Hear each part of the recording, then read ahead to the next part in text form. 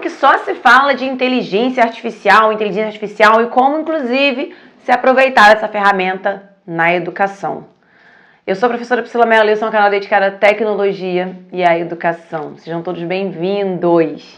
Gente, a inteligência artificial, ela vem facilitar a nossa vida de professor? Sim. Inclusive, eu já fiz alguns vídeos aqui sobre algumas inteligências que são fáceis da gente utilizar, tá ali no Google Bard, ou na palma da mão, no WhatsApp. Só que nem tudo são flores. Eu sempre brinco, a tecnologia é a mesma coisa de um remédio. Dependendo da dose, pode ser fatal. O veneno e o remédio vai depender da dose. E com a tecnologia é a mesma coisa. Mas Priscila, esse aqui não é um canal sobre tecnologia na educação? Sim, também. Mas antes de ser um canal sobre tecnologia na educação, é um canal sobre aprendizagem ativa, sobre a construção de seres críticos, criativos, autônomos. E como a gente vai falar de autonomia quando a gente tem tudo pronto vindo da inteligência artificial caindo na nossa mão? É bem complicado, gente. Não é uma temática simples. E eu venho trazer para vocês algumas alternativas que a gente pode levar na sala de aula para lidar com essa nova realidade. Eu não estou aqui falando mal da inteligência artificial, eu estou aqui fazendo alguns questionamentos. Do mesmo jeito que a gente parou de desenvolver nosso raciocínio de contas, né, rápidas pela cabeça quando veio a calculadora, imagina a inteligência artificial que vem aí com soluções para problemas assim. Pois é. Usa ou não usa? A questão é que não tem como a gente fugir. Os nossos alunos já estão utilizando. Outro dia eu entrei na sala de aula após um professor que tinha passado uma lista de atividades e tinha uma menina terminando para ir correndo atrás dele e entregar. E quando eu olhei, ela estava usando Luzia. E eu perguntei, nossa, mas você está respondendo as perguntas com inteligência artificial? E professor, ó, deixa quieto que o professor nem sabe o que é isso. A gente não pode ficar nessa posição de nem saber o que é isso, não. A gente tem que conhecer o que já está na palma da mão dos nossos alunos. A gente tem que conhecer, até mesmo se a gente quiser criticar, a gente precisa entender o que é. E eu acredito que a inteligência artificial bem utilizada pode ser bem positivo realmente. Qual é a questão? A gente precisa fazer uma alfabetização ética dos nossos alunos. Uma alfabetização ética dos recursos digitais, das tecnologias. Eles precisam entender que usar desenfreadamente vai ser um prejuízo para eles, um prejuízo no desenvolvimento deles. E que eles precisam saber como utilizar de forma ética também. Então, há uma reconfiguração do tipo de atividade que a gente pode levar para a sala de aula. Algumas coisas a gente não tem como mais exigir dos alunos. Algumas coisas não dá mais para você fazer achando que vai dar certo, porque tem aí esses artimanhas por detrás. Como eu tenho trabalhado com inteligência artificial? Gente, em primeiro lugar, tem algumas ferramentas que possibilitam você identificar se um texto foi ou não produzido por inteligência artificial. Ferramentas que são infalíveis? Não, mas que dão um norte. Se você quiser saber sobre essas ferramentas, comenta aí, que pode ser tema do próximo vídeo. Aqui eu vou dar estratégias mais pé no chão, né? A sala de aula, para aquele professor que não tem muito tempo para ficar ali vistoriando, foi ou não copiado ou feito por inteligência artificial. Que é o seguinte, é cada vez mais necessário promover alunos criativos e autônomos. Como que a gente vai fazer isso? Primeiro, com uma alfabetização ética da tecnologia. A gente precisa mostrar para os nossos alunos os benefícios e os malefícios da inteligência artificial. Precisa mostrar que se eles recorrerem a isso para tudo, eles vão acabar, inclusive, né, fadando a evolução da nossa espécie nesse mundo.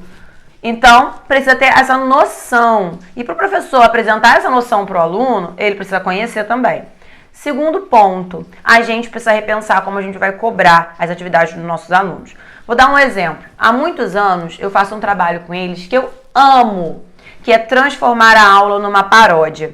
Eu já tenho até um vídeo aqui no YouTube, onde eu mostrei o resultado dessa aula. Vou deixar aqui nos cards para vocês.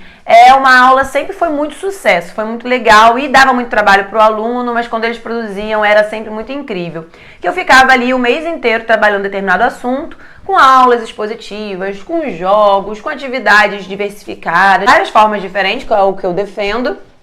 E no final eu fazia uma roda de debate em torno de alguma música que eu levava que tivesse a ver com o contexto. E aí a gente debatia e eu mostrava para eles a importância que a música tem na arte, a cultura, o quanto ela pode nos influenciar. E falava para eles que eles iam criar uma música de influência positiva, onde eles poderiam pegar o ritmo que eles quisessem, da música que eles quisessem e transformar essa letra numa letra relacionada ao conteúdo trabalhado no bimestre. E eles chiavam, mas o resultado é sempre muito legal. Porque no dia da apresentação eles podem levar caixinha de som, violão, e aí eles cantavam a música para a turma, a gente lia a letra que eles tinham produzido, era sempre incrível. Mas agora, se eu peço um trabalho desse, ele pode pegar a Luzia, que é a inteligência artificial do WhatsApp, baseado no ChatGPT, e colocar lá, Luzia, produza uma paródia com a música da Anitta sobre globalização. Em 2 minutos, até menos, a paródia vai estar pronta. Se eu pegar essa paródia e botar uma busca comum no Google, não vou encontrar outra igual, porque foi a inteligência artificial que criou. Por isso, inclusive, tem essas ferramentas para identificar isso aí. Mas mesmo com essas ferramentas, é difícil, minha gente. Então, o que eu comecei a fazer? Eu comecei a estruturar novas formas de solicitar esse trabalho.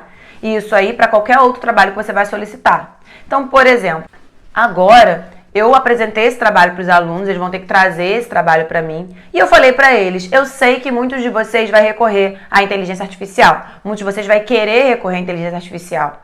Porque eu sei que vocês conhecem. Então, a gente tem que mostrar que a gente sabe.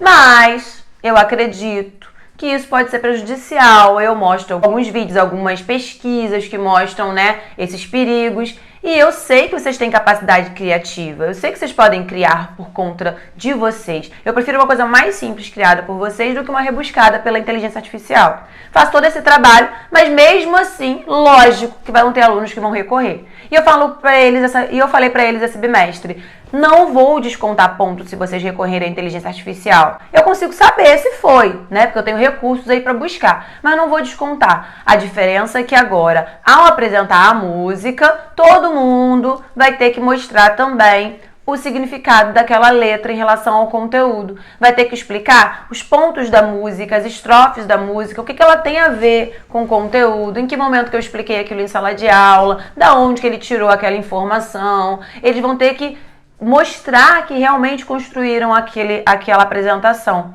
mesmo tendo copiado a música do ChatGPT, ou do Luzia, ou do Bard. Porque eles não vão só buscar a letra. A letra pode ser feita assim pela inteligência artificial, mas eles vão ter que ler, interpretar, entender e explicar. E aí sim, utilização inteligente da AI. Então, algumas coisas mudaram. Antes eu pedia para eles assim, gente, eu quero um seminário. Aí eles tinham que me trazer o trabalho escrito e apresentar. E eu dividia, meio a meio. Trabalho escrito valia, sei lá, 2,5 pontos e apresentação mais 2,5 pontos. Somava 5 pontos de nota de participação de trabalho. Agora já mudou. O trabalho escrito, ele não vai te valer tanto assim mais. Porque ele pode ser feito... Gente, tem inteligência artificial que com um clique, você escreve uma palavra e clica... tua apresentação vem pronta, com texto, com informações, com referência, com tudo. E aí como que eu vou dar nota para isso? Vou dar nota para aí? Não. Então eu já tenho que mexer em como eu vou avaliar isso aí. Então eu coloquei um peso muito maior para a apresentação deles, para o domínio do conteúdo, para o tempo que a gente vai ter de debate ali, onde eu vou fazer perguntas sobre o conteúdo que ele está apresentando. Porque ele pode até recorrer à inteligência artificial e criar a apresentação dele, mas a inteligência artificial não vai estar na sala de aula explicando o conteúdo pra gente. Então ele vai ter que ler aquele conteúdo, entender aquele conteúdo, identificar as palavras que ela colocou ali que ele não sabe o significado e explicar. Mesma coisa o professor que trabalha com redação.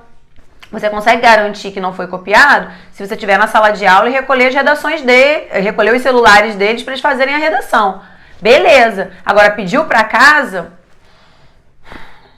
volta e faz um debate. A gente tem que colocar os nossos alunos para falar, para se expressar. Porque só conversando com eles é que a gente vai saber se eles internalizaram ou não. Por um trabalho escrito hoje que é feito em casa, gente, sinto muito dizer, eles estão utilizando inteligência artificial. Já.